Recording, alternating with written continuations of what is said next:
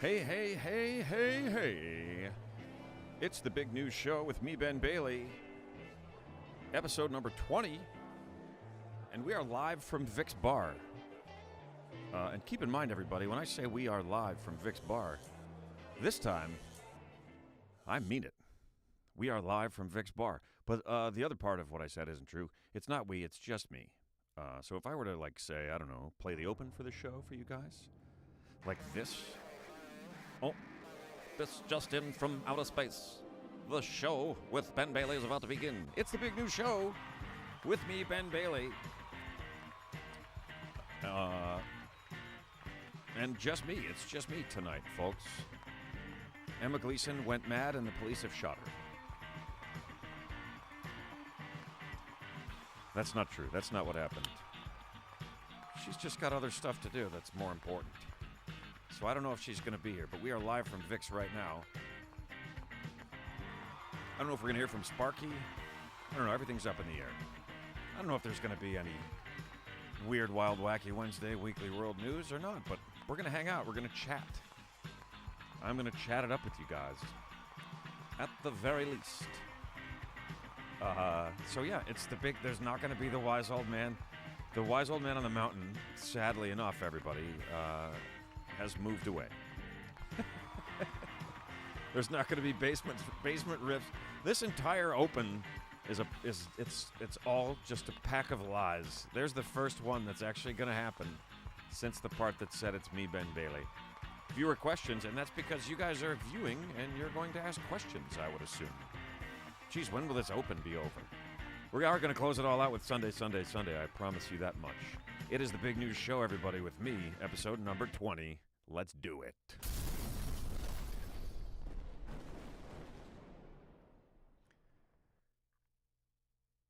Hey, hey, hey, folks. Episode number 20. I can't believe it. It's been a roller coaster ride. It's been not like a big good one, but like one of the small roller coasters, in the kiddie part that just goes like 3 feet up and then circles back. And it's not frightening or exciting at all. I guess it is for the kids. Don't get me wrong, I'm not saying this show is good for kids, because, let's be honest, I don't think it is, folks. But it is number 20, and I hope you guys continue to be entertained by this nonsense that we're putting out. And I've got to change from saying we, because it's not we tonight, it is just me. And I'm not going to keep you guys waiting. I know what you want. You want to drink your drink. So go ahead, everybody. It's a cash cab drive-by. That means it's time for you to drink your drink. Beer, whiskey, beer, water, beer, wine. You take a sip of yours, I'll take a sip of mine. Huh. Well, that was a new spin. I hope you guys liked it. It's a cash cab drive-by, folks. We're toasting you and all the shit you've been through and all the shit you put up with. And you're still here, and you're still doing it, and you're taking the time to hang out with me tonight. I appreciate that. So, cheers to you. And I'm taking a sip, too. You can't see me because there's the stuff over this, but busted. I'm about to take a sip. Cheers, you guys. Episode number 20. Appreciate you.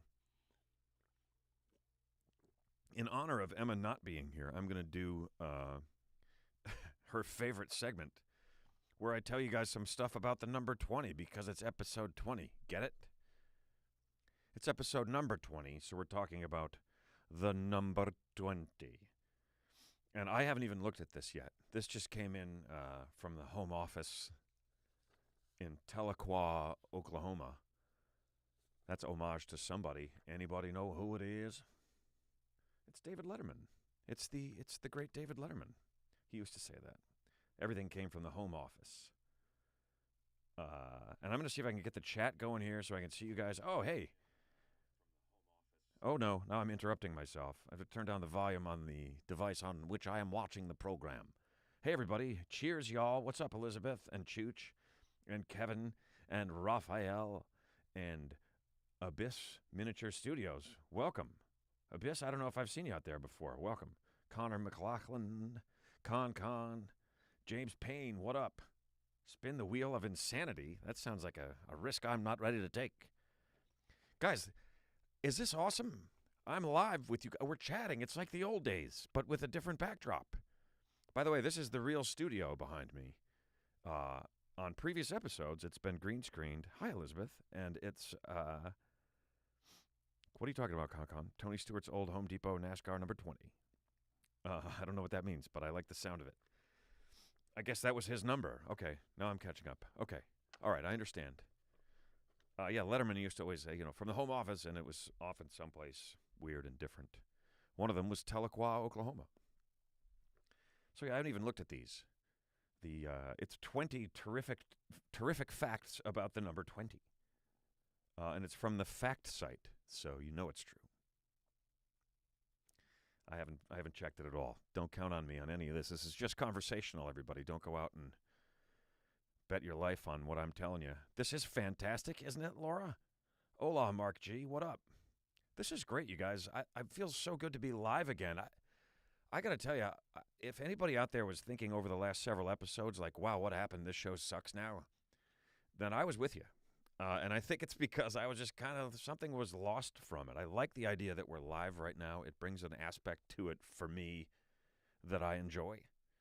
And to that end, I think I'm going to blow it up. Oops. Boom! Blowing it up. What's up, Brian Smith? Howdy. Yay, the old days. That's right, Marta Weller. That's right. It feels like the old days. It has that. I'm already feeling like this was a good way to go. And I said I'm going live, and Emma was like, "Forget it. I'll never go live. No way." And she walked out. It's not true. You guys knew. You knew I was kidding. You must have. I feel like you did. Okay, could we get to the number 20 already, Ben? You're going to kill an hour before you even get to the first segment. 22 people watching. Come on, man. Let's work on that. Spread the word, folks. Got to be hard to pull off live. Chooch, what are you talking about, man? I need your support now. I don't need negativity. I know what you're saying. It's fun. I'm having fun. I got new software. And it's seems to be way better so far than the old software. And it's completely free. How about that? So over the ages, people have attributed many facts to numbers. That doesn't have anything to do with the number 20. That's just the top here. The number 20, let's see here. Oh, the number 20 means a score. You could say, if you say a score, like 407 years ago, that's 4 score. That's 4 times 20. 80 years, 87 years ago. If anyone was wondering what Lincoln was talking about for all these years of your life, 87 years ago, that's what he was saying. 4 score. I don't know if he spoke that way. I never met the guy. But in my head, he was always like, 4 score and 7 years ago. That's how he does it in my head. And believe me, Lincoln is talking in my head all the time. The number 20 is the score. It is the chemical. This is the part that Emma's really going to be upset that she missed, where I say the atomic number for which element. She loves this part. It's calcium. The atomic number for calcium is 20. An interesting thing about calcium, it is actually a metal. How about that? I can almost hear her snoring somewhere else in the house. It is a metal that is alkaline in nature. If someone has 20/20 vision, it means they have perfect eyesight. The idea behind it is that if you can read a specific set of letters on a chart, yeah, I know how a vision test works. What does 20/20 actually mean? I know what it means. This just in, folks. It means the worst year in the history of the world. Metric equivalent of 20 feet. Oh, there it is. A chart at a distance of 20 feet. So you could name all 20 things that you see while 20 feet away from the chart. I never knew that. Chocked with interesting facts. Great work, home office. What? Who is your daddy and what does he do? Kindergarten cop. Connor. Nailed ya.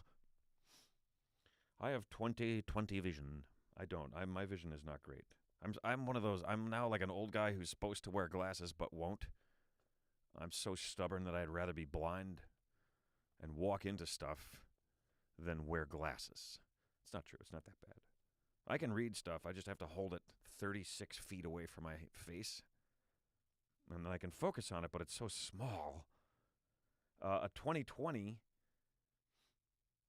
is something different altogether in the game of cricket. It's a specific variation of the game of cricket. A 20, the word 20, and then the number. So 20 and then 20. A 2020 is a 2020 is a variation of the game of cricket where each team is only allowed to play for 20 overs in total. So, and I know that everyone here in these United States understands that perfectly. All I had to do was say that, and everybody knows exactly what that means. Excluding me. Excluding me. Nobody knows what that means. I don't know what it means. According to developmental psychology, we are not adults until we reach the age of 20. Or for some people, 75. Or 90. Blah, blah, blah, blah, blah, blah, blah. The age of majority, which is the age one legally becomes an adult, used to be 20 in Japan. In 2018, that was changed and is now 18. That is just these things are just more and more loosely connected to the number. But I'm okay with it. I'm getting some, interestings. I like that. I like it. Thank you. Thank you, thank you, thank you. There are a total of 20 different possible moves that you can legally play at the beginning of a game of chess. Didn't know that. That's kind of cool. I knew there was one you could do. The Queen's Gambit. The Queen's Pawn Opening. I know a couple. I tried to play chess for like a minute. And I was like, yeah, that's enough of this. It's too hard. It's too much to think about. And people are like, yeah, it's like you're fighting a war. Like, yeah, I don't want to be fighting a war. Is there a game that feels like sitting by the pool? Because that sounds good to me. Have you ever picked up a Rubik's Cube and struggled away at it for hours on end? Excuse me. This sounds like the beginning of an infomercial for a thing that'll teach you how to do the Rubik's Cube. Have you ever picked up a Rubik's Cube and struggled away at it for hours on end? Turns out that the Rubik's Cube can always be solved in 20 moves or less, no matter how mixed up it is. Do we believe that? Are we believing that? I believe it. I'll believe it. Because you get to 19 and then you just pull it apart and put it back together with the cubes in the right order. That's how frustrating that thing is. They built it in that you could smash it and fix it. So that people wouldn't just say, you know what? Fuck this thing. I've been at it for like a month. And then there's always one kid. I was in like middle school when the Rubik's Cube came out, and it was tough. I got to where I could get one side pretty quick. And then I knew that there was like a formula for that one side, and then two, and then three, you know what I mean? But then there was one kid at school who was just like, and he was just done. And we were like, wow, he's a genius. I don't know how he's doing. I have no idea. He might, who knows, maybe he is a genius. It's been long enough. We could look up what he's done and find out if the Rubik's Cube is a good predictor of one's ability to succeed in life. Chess is too strategizing. It is. You're right about that, Marta. That game, it's always strategizing against you. No chess for Elizabeth. People are chiming in. Knight to poolside bar. Checkmate. Bacon bits. You get one of these. Boom! Kevin's Bacon Bits, Night to Poolside Bar. Blowing it up! This is great, you guys. I'm actually having a good time again. Can you tell? I'm in such a good mood that I might invite the tech guy to come back next week, just so I can slap his face. That son of a bitch. It's proven for Rubik's Cube that it can be solved in 20 moves or less, says Raphael Warrior Hamato. That is exactly what I just said, okay? So if you're going to report stuff, don't just report things that I just reported, okay? Thank you for chiming in and backing it up. Rupert from Dirty Rotten Scoundrels. I didn't see the beginning of that. May I use the bathroom, please?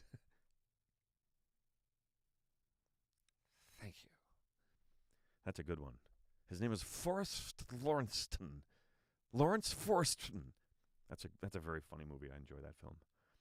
Dirty, rotten scoundrels. Yeah, the Rubik's Cube thing we did. Prepare for an absolute shocker fact. That's what it says here next. In the game 20 questions, there are, in fact, 20 questions. Digging deep, digging deep. I think I should create a new segment called Things That Are Very Loosely Related to the Number 20. In Australian rules football, a game is made up of 4 20-minute quarters. Well, yeah, if there's 4 of them, then they're quarters, right?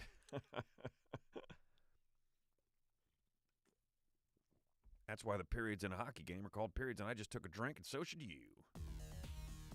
It's a cash cab drive-by number 2. Drink your drink. Sip your beverage, people. Sorry, Chooch. Am I busting someone's balls hard? I'm flying off the handle. I'm going off the cuff. Be it beer, be it whiskey, be it water, be it wine. You take a sip of yours, and I shall take a sip of mine, and we'll call it a toast. Cheers, everybody, to you and your loved ones, and all you do and all they do, all that you don't do and all that they don't do, and none of the stuff that you both don't do. Cheers, everybody. By the way, I brought a few things to the bar with me today that I thought we might have missed. One of them, bobblehead me. What's up, little Ben? Welcome back. Welcome back to the show. Number 2.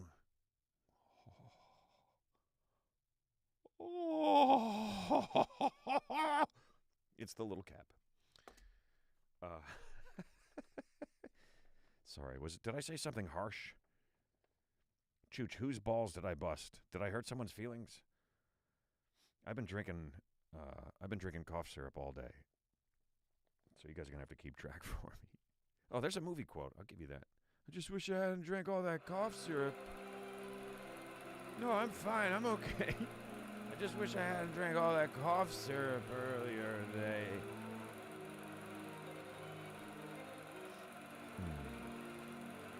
It's the best hour of the week. Booty dance. It was happening. I knew it was going to happen. I hoped. I imagined. Yes, bobblehead Ben dressed as the Fonz.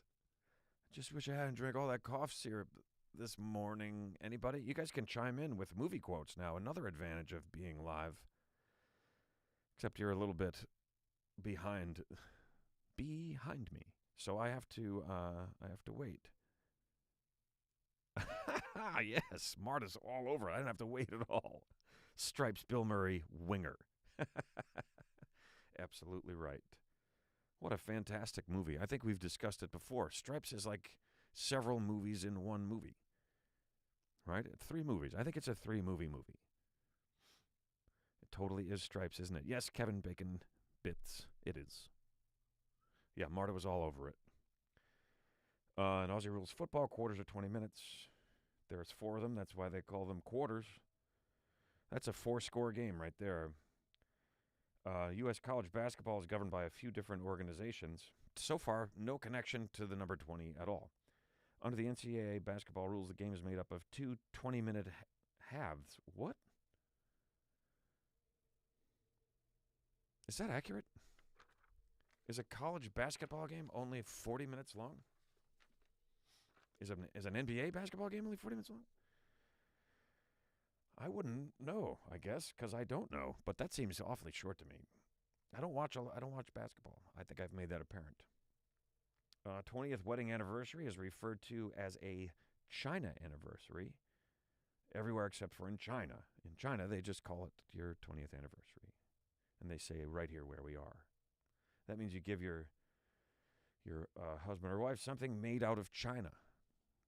So the 20th wedding anniversary is all about the shine in your Japan, folks. A shape with 20 sides is called, anybody? Is called an icosahedron.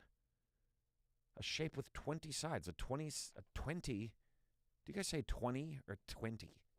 20? 20. 20. A shape with 20 sides is called an icosahedron. I never heard that before. How many people just shut the show off as I repeated that? Oh, is it really? Bye. That's not funny. It is kind of funny, I guess. I hope you guys are having a good time. I know I am. Oh my, oh my, oh me, oh my, oh mo. When it comes to age 20 is a rather strange one. While some cultures consider you an adult and allow you complete freedom, freedom's just another word for nothing left to lose, whoever wrote that. Others still don't until you're 21. 20 is an interesting number in terms of many things, not just age, blah, blah, blah, blah, blah. Get to the facts. To the facts, please. Yeah, I don't think there's anything else good in here. Did you guys already look through this? Before the rules were changed in 2011, 21 was the amount of points required to win a game of table tennis and badminton. But that's 21, so now they've moved on. Oh, sorry, guys. I jumped ahead to next week's program. Oops. One less left for next week. I'm trying to do the double-sided printing. I mean, the people that are preparing these for me are doing the double-sided printing. And it becomes a little confusing if you don't pay any attention at all. Oh, here we go. Nope, that's the page we were just looking at. Okay, that's it for the segment, everybody. I'm giving myself one of these. Blowing it up, folks. Episode number 20. Episode number 20. If you had 10 and you doubled it, you'd have 20. There, I sang for you a little bit, Chooch. I must have been singing when you wrote that. What's your 20? There's a good one. How come that wasn't on my list? Dear Home Office, you are going to be relocated because you stink at your job. What's your 20? I wonder why that is. We could look that up. I'm going to allow this comment from Abyss Miniature Studios. Does that mean you make miniature productions, or your studios are actually very small? All right, I have a question for you guys. Do you prefer this background behind me, which is actually a live shot of Triple B Studios, which we use the plural because it sounds very impressive, but really just this one room. It's the only studio that we have.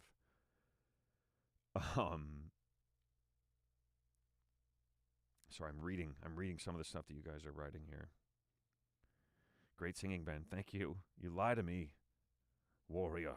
You lie. You are a liar, but I appreciate it. Windshield wipers, slapping time, holding Bobby's hand in mine. Did you guys sing every song that driver knew? You've got to show up. You've got to show up to the karaoke I host. Kelf, you host a karaoke night? Where is that taking place? Kelf on a Shelf hosts a karaoke night, everybody. Karaoke. One of the best, worst things that ever happened to humankind. Oh, you like the background there? Makes you want to shoot some pool. Yeah, well, there's a pool table, but the problem is, and I don't know how this is even possible, but to have the camera so that it looks right here aimed at me sitting at the bar, and I look straight. The whole room, it looks like the balls should be rolling. So it doesn't make, it's like a weird little paradox here. Is that the right thing? Paradox? Very nice background. I see Bill is back there. Yep, Bill's back there on the wall. It's really the same thing. The previous background on the shows was just a picture of that, but it lined up nicer and it looked good, you know what I mean? It was looking good, you know what I mean? Yeah, it's slightly crooked, says Connor McLaughlin. Yep, totally. The blue curtains will always be missed. Oh my God, the blue curtains, remember? Do you guys remember the blue curtains? Those were the days. Those were the days. Wow, that was awful. I'm sorry that you guys had to had to put up with that. It's been crazy hot here, and we've just been pooling it. And Sparky the dog, he's a unique beast. Most dogs, you put him in the pool, and they're like, woohoo! I already know the one stroke. Sparky, if you put him in the pool, he starts to do this, and he makes a splash. And when he splashes, he sees the water go up, and he tries to eat it and catch it as it's coming down into the pool. And then his butt goes down, and then he starts to sink. He's the only dog I've ever known that cannot swim. So he goes nuts if we're out there. If I swim laps in the pool, which I often do, although I haven't been because I'm having a little shoulder thing. I think I've been sleeping on it wrong. I should be sleeping on it some other way, you know what I mean? But when I would swim laps, Sparky will run laps around the pool, so it's good exercise for him. But he's doing it. It's stressful. He's not doing it like, let's get some exercise. He thinks he might have to save me, is the vibe, you know? So we go down and we're in the pool, and Sparky's up in the house, but we got the glass, the back doors, you know, a 15 light, 15 panel door. You could see through it all the way down to the bottom, you know what I mean? So he can sit in the door and see us further down in the pool, and you hear him howling around your kitchen door. You better not let him in. You hear him howling, and I was like, you know what I'm going to capture the sound of the video and the sound of the howling Barklebink. But it didn't happen. Somehow he just moves around too much when he's doing the howling. But I do have a video, and I think I have some audio of the howling beast on it, which I will share with you guys. And then maybe we'll get him to howl real time upstairs. Although Emma is up there with him, so he's feeling okay, I'm sure. As long as he knows where she is and all, he's like, he loves her. He ignores me and goes right to her. Do you guys have a dog? Who does your dog choose? We're going to get there.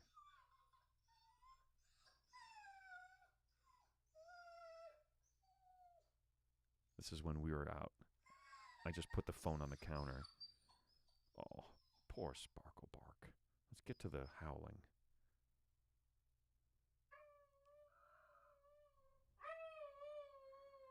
There it is. You guys finally get to hear what a real Sparkle howl sounds like. So no Emma tonight. But it sounds like a whale. He sounds like a giant sperm whale underwater. Oh, Mr. Sparklebark. Yeah, because you don't want him falling in the pool. Because he can't swim. His dog can't swim. But he knows he doesn't go in anymore. He didn't like it. He doesn't swim anymore. I think it's a dog thing. I had a previous dog known as the Magic Floof. Yeah, that's right. And she would go crazy whenever I went swimming in a pool. The same kind of thing. She thought she had to save me. And she would just back and forth on the edge and slipping to the point that she's like almost going in after me. You know, even when I'm like right next to her, I'm like, I'm fine. It's okay. Look, I'm okay. You know, they're just like, you need to get out of there, man. You need to get out of there. It's too dangerous. You're crazy, man. Get out of there. So Spark stays in. And he howls. And for that reason, you guys got to hear it. You were allowed to hear it, folks. Oh, Stripes is a great movie. It's 3 movies in one. There's the opening where Harold Ramis, his character, convinces Bill Murray, Winger, to join the army. He's having like the worst day of his life. He loses his job. His girl leaves him. And he's like hit bottom, and then Harold Ramis is like, let's join the army. And he's like in a moment of ridiculousness. He says, yeah, okay. And then they're in the army. And hilarity ensues. And then there's like a whole movie in them at basic training, which like wraps up when they make it through graduation, even though their drill sergeant was injured during basic training. And then they like go and fight a small scale war. It's like any one of them is like a pretty good film all by itself. And speaking of Harold Ramis, one of my favorite directors, Harold Ramis, R.I.P., Mr. Harold Ramis. There is a new real new to me anyway, Ghostbusters movie called Ghostbusters Afterlife. That's pretty good, man. I think it's geared a bit more for the young folks, but it's pretty good. It's got some of that movie magic feel to it, and there's some good surprises. I enjoyed it. I was like, I'm too old to be liking this as much as I am, but it's good movie fun. So yeah, I would check that out if you guys are fans of Ghostbusters. Harold Ramis was great, indeed. Indeed, he was, Marta Weller. Tactical Assault Winnebago. Let's do another Stripes quote. You already know what it is, but it's fun. Where the fuck's my truck? Where the fuck's my truck? These men are exactly the type of go-getters I want working on my new EM50 project in Italy. There's so many great ones. So many great ones in that film. But yeah, so I don't know how it is where you guys are, but it's been hot, and we have just been kicking it. Just like laid back pool days already. Like summer, officially, summer has just begun. And we're loving it, man. Some summers, I feel like we never really get into it. You know, we never quite get to that, like, summer days by the pool vibe. You work because there's always so much to be done. You guys are homeowners, a lot of you, right? If you have a property, I don't care if it's how big it is, how big or small. It's insane to try to keep a place up. Like, we lived in apartments forever. I always lived in apartments. I never really knew. You know, when I was a kid, I lived in my parents' homes and didn't have any real idea of what it took to maintain them because they just did it, you know. And then you get all, like, lived in apartments. I'm older. I'm living out on my own. And you see a super, and he's got like 70,000 keys on a ring. And you don't get it. And then you own a home, and you have so much equipment and so much stuff just to manage the property. You're like, no wonder. Like, it's crazy what it takes. So some years, we're just doing that so much that we don't, it's like it feels like we never get to the pool. We look at it from the kitchen and go, look, oh, that's a nice pool out there. We should swim in that. We should swim in that thing sometime. Nah, we don't have time. We've got stuff to do. We gotta keep unloading and reloading the fucking dishwasher. Feels like that's all you do sometimes, doesn't it? But we have gotten to it already. Like, we've been out in the yard a lot already, and we've been swimming. And today I had one of those, like, in the pool days where I felt like a kid. I was just, like, doing flips and, like, floating underwater and just reveling in how awesome it is to be swimming. So I recommend that to all of you guys. If you have a chance, indulge in some summer stuff, man, as soon as possible, because it feels good. Feels really good. And we went out to dinner. We met some friends for dinner, and it was like we didn't have to wear masks, and I know it's been a while, but we haven't exactly dove back in. Doven. I always want to say Doven. And it just feels so good to get out and do some stuff. So I think you guys should do that. Paper plates, there you go. No cleanup. Just, as long as you can recycle them, I guess they're okay, Listen to me, old man responsible. Is there? All right, I'm going to look back here. I'm just looking here. This show makes our weekend. Oh, thank you, Kevin. I appreciate that. We're trying to find it and continue with it in a way that we enjoy, because, if we're not enjoying it, then you guys probably aren't enjoying it. And we want it to be something inspired. I felt like I was asleep some of the time. That's why I really feel good about this live part, coming back to it, this live aspect. Kel, if you miss pools, now you sit under the sprinkler. Oh, well, there you go. You just turn it on and sit in a chair and let it spray. Does it just go around and spritz you once in a while? Kelf runs a karaoke night, and I did not stick around focus-wise to the chat long enough to see where and when, but maybe you guys did. We're all going to crash that thing one night. Look out. Kelf would love that.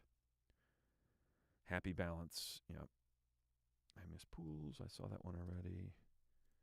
Sleep under the sprinkler. That's a good idea. It'll just keep waking you up every time it comes around. Wake up, wake up. I feel very fortunate to have a pool. I like having a pool. When I was a kid, I was an absolute pool rat. I was on the swim team. That's how much I loved the pool. I would get up early. Like, I'm an absolute night owl. I don't know about you guys, but I have yet to meet a person who is more of a night owl than I am. That's not someone that works a graveyard shift or the overnight shift like Mr. Kowalski does. With the exception, of course, of my father, Bill Bailey, is still more of a night owl than I. But yeah, I always have been. It's just kind of a thing. And I totally forgot where I was going with that. Chooch loves to go swimming with bow-legged women. Who doesn't, Chooch? I mean, seriously. Who doesn't love to go swimming with bow-legged women? I stay up till midnight, says Raphael. Okay. When you go to bed, Raphael, I've got 4.5, 5 hours to go before I go to bed. And that is not a bragging rights kind of thing. I'm just kind of like, I'm just up at that hour, man. 11 o'clock is when I'm like, let's do this. I'm ready to do something. My juices are flowing, and I'm firing on all synapses. I'm ready to attack a problem, and the whole world is asleep. I'm trying to get better at it. But to be fair, I've been trying to get better at it for like a very long time. Oh, I forgot I have this show logo that I can put up. I haven't been doing it at all. There it is. It's the big new show, episode number 20, everybody. Yes, I am a night owl, which is an interesting term. Because you could just say I'm an owl, and that includes the nocturnal part. Right? But it sounds better, night owl. Just owl. What kind of bird are you, man? I'm an owl. Woo. A lot of who's coming in. Oh, no, it's Ben versus Owl all over again. Marta Weller, you usually go to bed around 2 a.m. I'm surprised by that. You, too, are a night owl. And Spinal Bifida used to work till 2 and sometimes 4 a.m. years ago. Kelf, wow, you guys, you know what? Are you guys a bunch of night owls, all of you? All of yous. My dad used to call me a vampire. My nickname in college was the Count. I would often still be up and have breakfast with my buddies who were getting up to go to their first class. Sunrise is the best time, says Kelf. So you stay up for it, or do you get up for it? That's the difference, right? Owls can be awake in the day too. Kelf, don't mess with that. You don't know what that means to me. Yeah, I guess they could. Damn that owl. Perhaps the bird was unhappy. I'm about to take a sip, so you guys should too.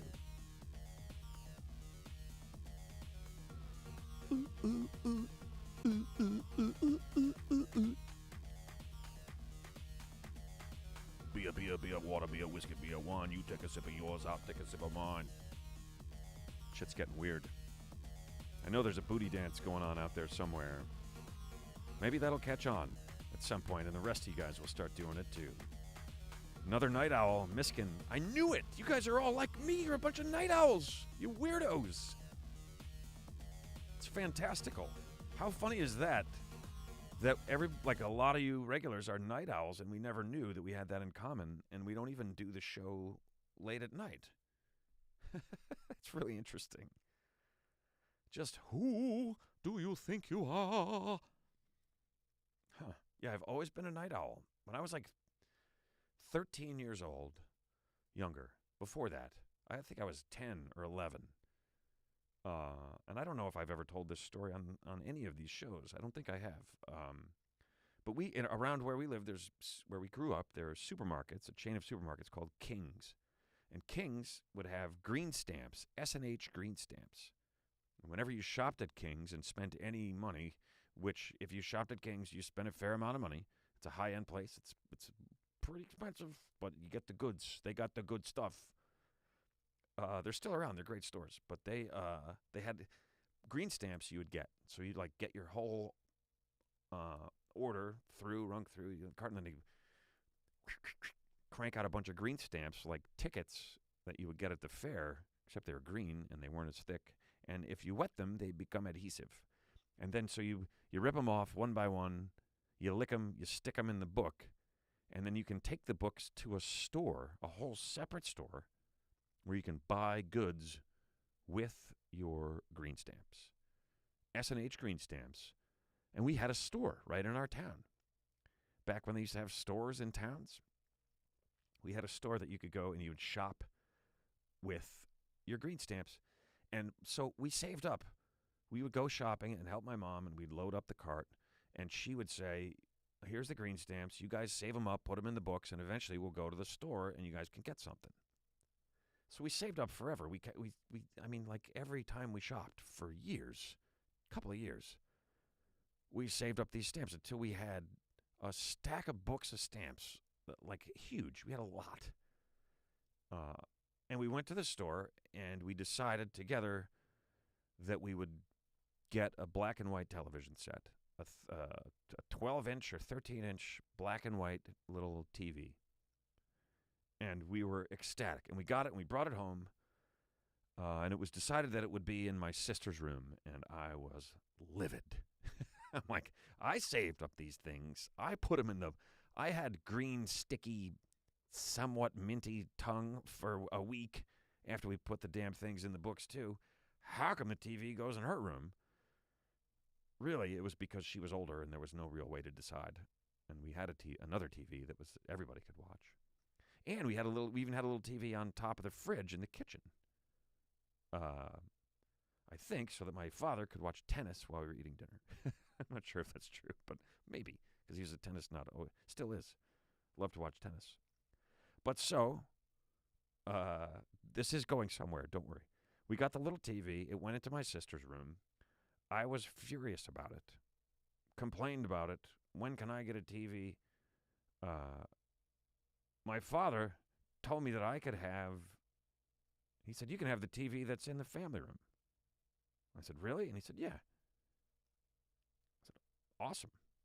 So he bought a new TV, which he was already planning to do, and he gave me the old TV. And I put it in my room, and it lasted like a week, and then it died. And I was, again, distraught. Oh, no, I had a TV. Now I don't have a TV. And I went to my dad, and I said, I want to get a TV. I need a new TV for my room. And he said, you can get a new TV for your room whenever you want. And I said, okay, great. And he said, okay, great.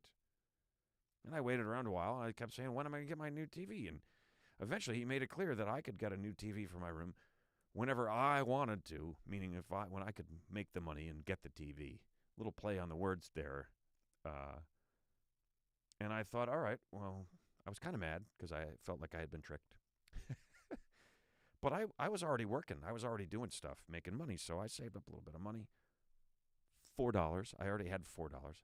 I was walking that same week. I was walking, and there was a garage sale at the neighbor's house. I'm like 10 years old. They got a huge, like, 35-inch floor model black and white television, like the huge thing. It's the size of a Volkswagen Beetle. And I buy it. This is a few days later for my dad saying you can get a TV whenever you want. I buy this giant television. It's old, but it's got, big speakers built into it, and it's a huge thing that sits on the floor. So a few days after he tells me that, I come walking up the driveway. I got this huge TV, bigger than the new TV that he bought for the family. I've got it on a wagon, and I'm trying to get it up the driveway. He figures out he's got to help me get it into the house. We get it into the house. We haul it up. We get it all the way up to my room, which is the smallest bedroom in the house. And the TV's so big that I could put it in my room along with my bed, but there's no way then to get to the other side of the bed. And you can't see the TV because the screen is right against the foot of the bed. That's how huge it is. And the room was very small. So it is then decided, well, we can't just make him get rid of the TV. And there's a little bit of my mom like, well, you told him he could get a TV. You know, you messed with him, and then and now look where we are. So I ended up getting the biggest. I went from the smallest bedroom to the biggest bedroom. Didn't have its own bathroom like the master that my parents were in, but it was this attic bedroom, and it was huge. And I ended up with this giant room, which I basically filled with fish tanks, and like I had it divided into 2 separate rooms, and it was where I grew up in that room basically. So much fun I had up in that room, and it was like my own house. I had this giant TV in the middle of the floor, and that right there, that story is when I realized that you could want something better or something more, and you could get it. If you were willing to like go after it, you could do it. And now like everything had changed. I had no TV. I had the tiniest room. Now I have a huge TV in my own room, and I have all this new confidence. And it's really kind of a turning point for me. I had a lot of adventures up in that attic room, partially because it was up above everything else and not as well insulated, and part of it was above the garage, and it was hot, and there were bugs, and like there's 2 huge attics on either side of it, and but it's a great room, and I have great memories from that. And I think that room in my life there deserves one of these. Blowing it up to the big attic room. Into thinking that you can get something more, and going after it, and figuring out that you were right, and getting it. It's fantastic. It's a great thing to learn. I hope you guys have had similar experiences. But to be honest, I don't care that much. Just kidding. Look, there's the new show logo again. Isn't that fancy? I think it is. This is going swimmingly. Yeah, I use that word, meaning that it's like you was swimming. It was my first big news show. That's right, Elizabeth. It really was. When I had the other TV that was the family TV beforehand, I would, like I learned how to play guitar in that room. I had this old record player that, it was one of those plastic ones that, watch your hands on the bar. I just bonked my elbow on the bar. Ouch. It was one of those plastic record players that it had a handle, and you could carry it. And then when you wanted to bust it out, you stand it up, flip down the turntable, pop the speakers off, and then set it up. You got like instant music. It was great. So I had one of those, and that's when I like discovered all kinds of music. Like I got into Zeppelin. I can't remember who told me about Zeppelin, or maybe I heard it. It's, somebody at school was playing it on something on their Sony Walkman.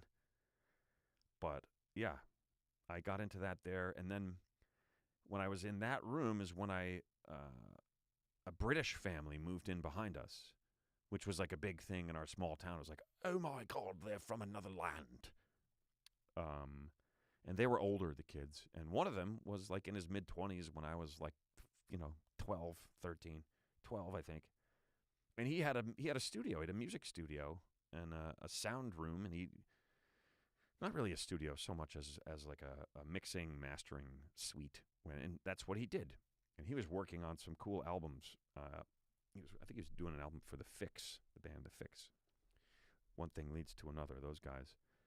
And I just thought that was the coolest thing ever. He showed it to me, and I was fascinated. And I was asking him a zillion questions, and he put a guitar in my hand to get me to leave him alone. And then I couldn't stop. Then like 3 weeks later, I bought it from him. I saved up, I bought it from him, and then that's when I started playing guitar. So my 2 friends would come over that played guitar also. We'd sit there and play Wish You Were Here for like 45 minutes. They just keep playing it over and over. And but yeah, it was a great time. It were a great time for me. I look back on it fondly. That house is still there, and it's only, a few miles from here. Once in a while, I go drive by it. But in that town that I grew up in, which is called Chatham, New Jersey, houses, they are knocking down houses and building mansions everywhere. And that house that I grew up in is, one of the newer homes. Like, it was new back then, where a lot of them had been around for 100 years or more. And they were bigger and newer, and now that, like, they're going to start knocking them down. I'm just like waiting to hear the news. Yeah, your house got bulldozed, and they built a house that occupies the entire lot. That's the kind of stuff they're building in there now. I'm just going to tune back in with your chats here for a second. Hell yeah, Zeppelin. Yeah, I had a Zeppelin phase, man. I listened to nothing but Zeppelin forever. And there were record shops. You go out to record stores and flip through, and it was fun, man. It was cool. I wasn't as into it as a couple of my friends who, like, that's all they wanted to do, and they had, like, their favorite bands, like, every live or even bootleg album they could get, And we would make each other mixtapes. It was fun. Those were good times, man. I did have a great time in that room. Laura says, my first solo apartment was the embodiment of, oh, shoot, this is mine. Yes, I can do and buy whatever I want. Yep. That's a crazy, fantastic feeling, isn't it? Bass is a decent change-up, Kelf. Yeah, bass is fun. Since then, I think anybody that started playing a musical instrument young, especially the musical instruments of kind of the typical rock band, be it the drums, the guitar, the bass, keyboards. I feel like after you do that for a long time, everybody sort of branches out a little, So it's like if you've been playing guitar, you try the bass for a while, play the drums. I slowly just started picking up everything. And, not all at the same time, but, you're just like, oh, I'll play around with that. And then you just get lost and you finally figure out how to keep a beat on the drums with your feet and your hands. And you're like, oh, my God, this is amazing. And just because you can do it, you keep doing it, and then you're hooked. Spinalist says, the house I grew up in was made in 1928 and was built with a box of whiskey. It got tore down, and a McMansion was built on it. That sounds like a pretty small house, built with a box of whiskey. I think that's what you mean, is that it's pretty small. Oh, it's fun to remember those times. I've been writing a little bit about very, not a direct connection with things that happened then, but that period of my life has inspired some writing. I feel like that story that I was telling you guys is worth repeating, worth like putting into something, It's a fun story. I love bass. Kelf says, I love bass. I could play some guitar, but I love bass. Kelf is all about that bass, is what she's saying. 1 and 2 and 3 and 4. 1, 2, 3 and 2 the 4. I started on organ in 3rd grade, then flute in 5th. You still play the flute, Marta? That's a pretty amazing thing. I don't know how old you are. It's funny, Emma and I talk about this. Like, you guys are always on here chatting and while we're doing the show and everything. And so I just have these random, totally fabricated ideas of what you guys look like and act like in my head. But it's just like, what? And, it's interesting. We've never seen you guys. A couple of you we've seen pictures or whatever, but 4-string major rager, nickname for the bass. Yes, the attic owl roost started it all. That's absolutely right. It inspired some writing. This is why I'm fumbling around with my words. It inspired some writing that I'm tempted to tell you guys about, but I don't. But I kind of want to keep the idea secret. It's a superhero character that I came up with that I really like, and it's one of those things where any of you guys that do any writing or any creative kind of stuff will know. When things just fall into place, when you start to work on something and trying to create something, and then it just keeps coming, and you're like, oh my God, this must be right. That's how this writing project went for a while. I haven't tuned into it in a while because I've been working on this other thing, which I can't really tell you guys about yet either. I got all these like really kind of awesome possible potential things coming up that I don't feel like I can share with you guys yet, but I will. And believe me, there are things coming. And we are almost an hour into this show already. Holy shite. I better show you guys the web scroll. If you guys want to go to my website, you can find out where I'm going to be. I'm back on the road, as it says. I will be at the D.C. Comedy Loft in Washington, D.C., July 28th through 30th. The fabulous D.C. Benny will be featuring there to hang out. He doesn't need to feature. He's a headliner, too. Tacoma Comedy Club in Tacoma, Washington, August 12th and 13th. Ridley's Comedy Castle, that's in Royal Oak, Michigan, the Purple Place. And that's November 11th and 12th. And then Appleton, Wisconsin, December 2nd and 3rd. While you're there, go up to the top right and click on the Shopify page. You guys can go to the Shopify store. There's all sorts of fun stuff on there. Buttons, hoodies, bottle openers, mugs, phone cases, underwear, trucker hats, big new mugs from the big new show, beer cozies, pint glasses, blankets, pillow shams, some cool T-shirts, a Sparkle Bark puzzle, an eye mask that says, "Please let me sleep." Somebody bought one of our Be Good to Each Other shirts, which I'm really excited about. Remember, guys, thank you very much, blah, blah, blah. Blah, blah, blah just gave me $10. Thank you. You kind of blah, blah, blah says, what do you imagine I look like? Kind of a blob. You look like a blah, blah, blob. Sorry, I don't know what that means. I hope it didn't offend you. I don't know if I have one for you yet, blah, blah, blah. Remember, guys, if you buy something on the Shopify store, which a lot of you guys have, which is awesome, I really feel good every time, a percentage of the money goes to Share Our Strength, which is aimed at providing hungry people here in the United States with food as soon as possible. So you guys buy something, money from that order goes to them, and that helps somebody get food as soon as tomorrow. On top of that, I have it set up so that every time an order goes in, a pound of plastic gets pulled out of the oceans. And I just got, you guys are going to be surprised by this number, as I was.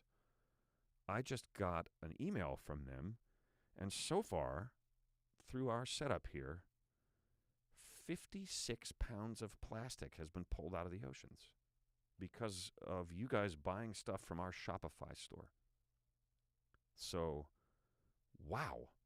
That's fantastic. That made me feel so good. So thank you guys for that. So yeah, that's it for the promotional stuff. The usual, guys, if you want to subscribe, that would be great. Subscribe to the YouTube channel here. Like it, share it, pass it on. Tell somebody about this show that we do every Sunday, which we're going to keep doing. I'm going to try to do this live. I'm going to try to keep this going, you guys. We'll do it live. We'll get Emma back in here. It's summer, man. Everybody just kind of wants to hang, which is really nice. So I hope you guys are getting a lot of that in your lives. Mark G says 6'2", brick blonde shithouse. I think you mean blonde brick shithouse. I'll allow that. I had to allow that comment. Yeah, isn't that amazing? Elizabeth is saying, "Wow, great job, everyone." Yeah, it's unreal. It's so cool that's even possible. Ben, every week doesn't need to be this is from ConCon, a produced show. Doing a shoot the shit session out by the fire pit works, for example. Well, thanks, ConCon, and I agree. But honestly, that's kind of what I'm doing right now is kind of a shoot the shit show. Shoot the shit show, not a shoot the shit show. You produce a shit show and then you shoot it. Yes, I am loving live. Chooch says, "Holy shite, live is tremendous." Yes, we will do it live. Fuck it. That's right. That's right, Jack Toller. And welcome. Welcome, welcome, welcome. Yeah, Mark G is apologizing for reversing brick and blonde. It's okay. We knew what you meant. Built like a brick shithouse. Con absolutely agrees. Okay, here's the problem with what you said, Con. A fire pit, that's like a hole in the ground that you have a fire in. I built like a beautiful masterpiece of a fireplace, okay? So I might have to show you it just so you know the difference. Yeah, no, I'm happy to do them, but I'm going to keep them right here at the bar because I've got a good setup going here now. Right? I've got all these graphics, and they're working, which is amazeballs. We have a fun motley crew in the after show chat. Yes, and you guys have the after show chat, which we love that. We think that's so cool. It's great that you guys are doing that, and that you guys have found each other through this. I remember the first time when I was doing my stand-up improv thing on working from home. The first time I was reading one of your comments and realized that you weren't talking to me. One of you guys was messaging someone else. And I was like, they're chatting with each other. That's pretty cool. You know? So I kind of like this format for the moment. And we're trying to keep these going, and we'll get Emma back in here next time. But maybe we'll do something out by the fireplace. Fireside chats. I don't know. Maybe we will. Maybe we will. But I'll tell you what we're going to do right now. And Emma's not here, but she sent these to me. So we're going to take a look because it's that time. It's already 10 o'clock.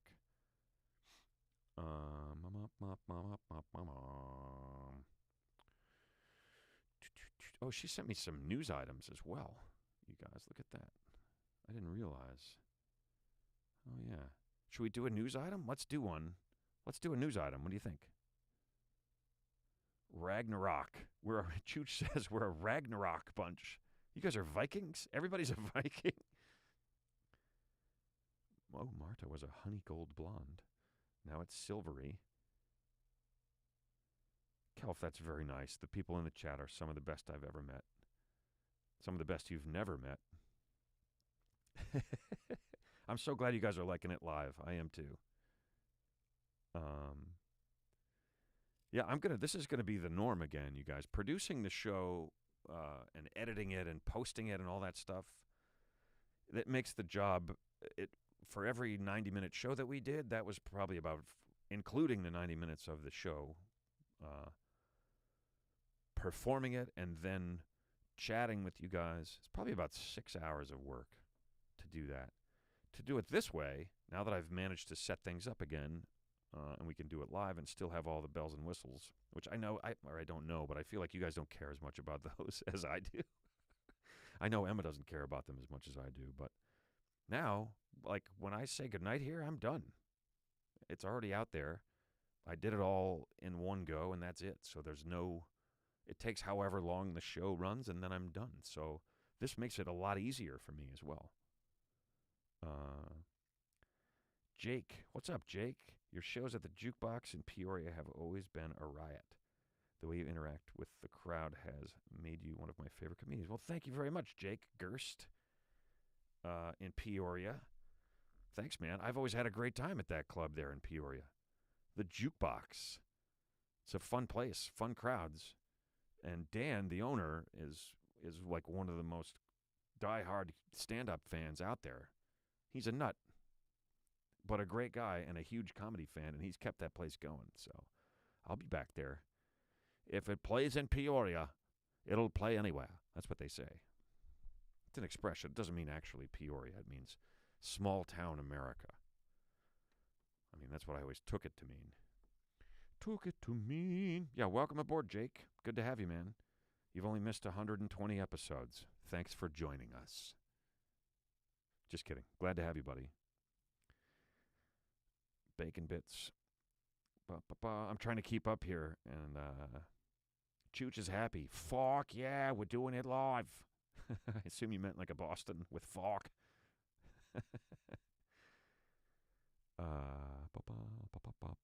Kevin says the cool thing about it is you have creative authority to try out and see what suits you best. That is absolutely right.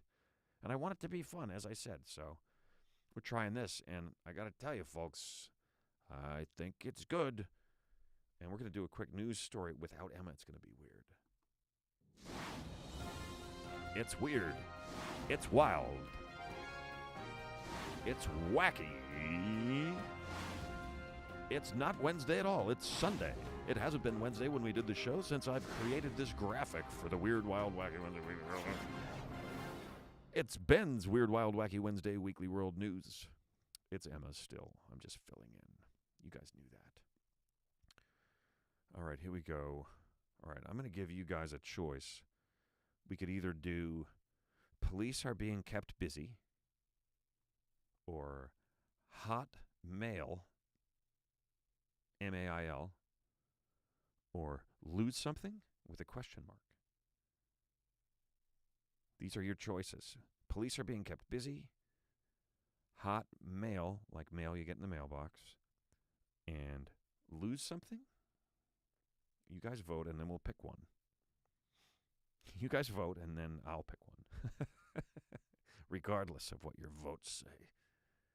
We'll run it like a real-life democracy. Chooch says hot mail. Mark G says, fuck yeah, SB. Unrelated. I need a vote. Hot mail. Lose something from Marta. Lose something. That's two lose somethings. Lose something. Lose something. Lose, loose, loose. Are those all typos, or you guys are voting for? I think we have a winner. It's lose something with a question mark. So I'll say it this way. Lose something. Lose something? I wish I had some music. Iberia Parish of Louisiana, Iberia Parish, Louisiana, sheriff's officers were called out at 3:30 a.m. on May 22nd because of a house found abandoned on a trailer attached to a truck. KATC-TV reported. The rig was blocking the road, and signs, mailboxes, and trees had been damaged along the street. In addition, power lines and poles had been hit, knocking out power to about 700 customers in the area. Deputies arrested Tony Domingue, 46, and Nico Como, Comeaux, 32 years old. They had been told that they needed permits to move the home, but they went ahead and tried to do it on their own anyway. Both men were held at the Iberia Parish Jail. Wow. So these guys decided they were going to move their house without a permit. They managed to get it on the back of a truck, and they drove it, smashing through signs and mailboxes and knocking down trees and telephone poles, knocking out power to 700 customers in the area. And then they just left it in the road. I am going to try to feel better about the goof-ups that I make when I've attempted a project that's maybe a little too ambitious here at the house. At least I didn't try to load my house on a truck and smash all kinds of shit and then leave it in the middle of the road. Wow, that is crazy. Oh, man. Okay, wait, you know what? There's a couple more here, but you know what? I don't want to use up all her news items. Lose something. Yeah, I lost my house. We were driving it somewhere around where 95 and Route 64 connect. We were dragging telephone poles and power lines and dogs and people, and just can't remember where I left it. Is it? You try to write down your address, but it's different. All right, good news story, babe. I know you're out there. I know you're listening, and I think we'd all like to say thank you. Well, that's crazy, man. I've done a couple of things without a permit, but wouldn't try to move a home. Maybe I would. Maybe I would. If I was alone, if I lived alone, as my boy Bill Burr pointed out in his act, you got to live with somebody, because if you live alone, there's nobody to go, dude, what the fuck are you doing? And you just do all kinds of shit you shouldn't do. All right, so let's see now. It's getting on in the program here, folks. It's 10:10, and we're going to probably go for not that much longer because it's just me, and I'm tired of looking at me. So I think it's time for Sunday. Every day is Sunday. This is what we do. This is called Sunday. We celebrate the weird holidays that every single day of the calendar year is not just one, but 2 or 3 or 4 or 5 or sometimes 6 or 7 strange holidays. And we thought it was time that somebody started making notice of these. And we do that with a segment called Sunday, Sunday, Sunday. Let's see here. National Pink Day is a day to celebrate the meaning, history, and beauty of the pale shade of red. Surveys in both the United States and Europe found pink to be most commonly associated with femininity, sensitivity, and tenderness. The day celebrates all things pink. National Pink Day, everybody. I hope she doesn't let it go to her head. But believe it or not, before the 1940s, pink was worn by boys in infancy and was considered a stronger color than blue. Did not know that. Pink is traditionally considered to be a girly color in Western societies, but this isn't always the case, and this idea is gradually fading. In Japan, pink is associated more with men than with women, and in Korea, pink represents trust. So there's a lack of pink around the world. For many years, pink was avoided in China as the color had Western influences, but pink is welcomed now in the country. In the 1700s, we have the first use of the word pink to describe pale red, derived from the class of flowers called the pinks. Until then, pink was simply that, a flower. Until the 1700s, it was a flower, not a color. And the use of the word referred to a flower in the sense of his mother is the flower of dependability, as in the paragon or the prime example. Totally lost me, and I think I lost you guys with that part, so we're going to move on. But it is National Pink Day. Let us celebrate not just the color, but the flowers. Let's see. National Yard Games Day. It is a day to have loads of fun with friends, not at an expensive venue, but in your yard. Adults and youngsters gather in yards and play fun games, specially devised for the day's celebration. A list of 10 fun games is released to be played and experimented with on the day. I wish I had those for you guys, which fuels people's excitement about the day. National Pink Day, National Yard Games Day. Yes, lawn darts, Marta, but put your helmet on. How were those things ever a thing? Here, these things weigh 30 pounds apiece, and the kids line up at either end of the yard and throw them in the direction of their sibling. What a brilliant idea that was. And then I think this is my favorite, which I was looking for some info on it, and I didn't find it yet. But it is National Hike with a Geek Day. Hike with a Geek.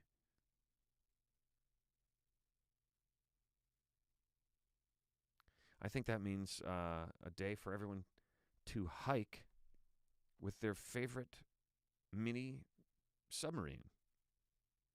Big Geek and Little Geek. Who can tell me what movie that's from? Hike with your favorite submarine. Big Geek, Little Geek. Anybody? Anybody out there? It's not a quote, really, but it's from something. A film, and then we'll get on with Sunday, Sunday, Sunday. Chooch says, wait! Jarts were fire. Yeah. Jarts were a bad idea. Slip and slide, remember those? Those were fun. Make sure you get all the rocks out from under that thing, though, before you slide down it with your butt at 100 miles an hour. Hike up your skirt for a geek. Con, do you consider yourself a geek? Oh, no, it's not Hunt for Red October. Good guess, though. I believe Ramius is trying to defect. Some things in here don't react well to bullets. Nope, not Austin Powers either. It's pretty obscure, I guess. It's a well-known movie where people are underwater.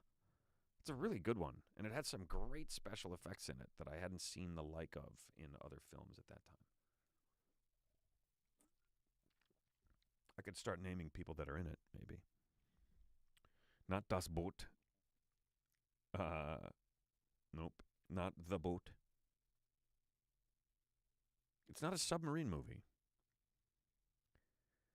All right, I'll start telling you people that are in it. How's that sound? We'll start with Michael Biehn, the guy who plays John Connor in the original Terminator movie. Is in this movie. The Abyss! Con got it. The Abyss. The Abyss is correct. Great movie. I like that movie a lot. I think it's very good. It's one of those that if it's on, I'm going to watch it. It's good. It's because they're very good in it, and it's a great story. Das goddamn Boot. Yeah, Waterworld. A classic. An absolute classic. All right, so those are our holidays. So wait, Con got it. Yeah, The Abyss. Directed by James Cameron. Ed Harris.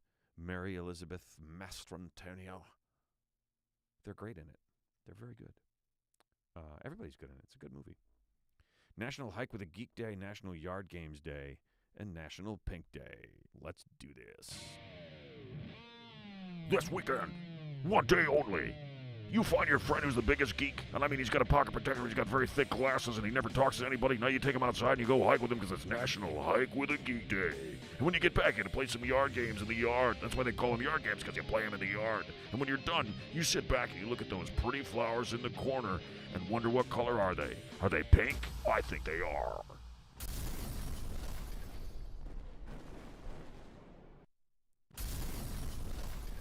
Double blow-ups. You know what? I feel good about this, you guys. I just had fun doing that again. I love that we still have some aspects of this that came from the original show, you know, and we just made those things up out of nowhere in an effort to try to entertain you guys and ourselves. So I want to say thank you to you guys. You guys have been here hanging this whole time, from the origin of the show to what it is now, and through all the tech problems and all the issues and things changing. Thank you guys for being here with us. And we're going to keep doing it. This has been The Big News Show with Ben Bailey, episode number 20. Keep in mind, these are all available as podcasts. If you guys want to listen to them in the car or whatever, if that's easier, they'll always be on YouTube here. Oh, you know what? There is a chance we're going to move them to the website. So then you guys would have to go to our website to do it. But I'm not sure about that. Let us know what you think about that. We're going to create a members area. There'll be some extras in there, that sort of thing. We're thinking about it. But for now, we're going to try to go live just like this every Sunday at 9. And then after that, it'll be on YouTube. The video and the audio will go to all things podcast. Wherever you can listen to a podcast, it'll be out there. So yeah, thanks again, you guys. This has been episode number 20 of The Big News Show. I'm Ben Bailey. And I'm Emma Gleeson. We'll see you next time on The Big News Show. We will not see you. Good night, guys. See you in a week.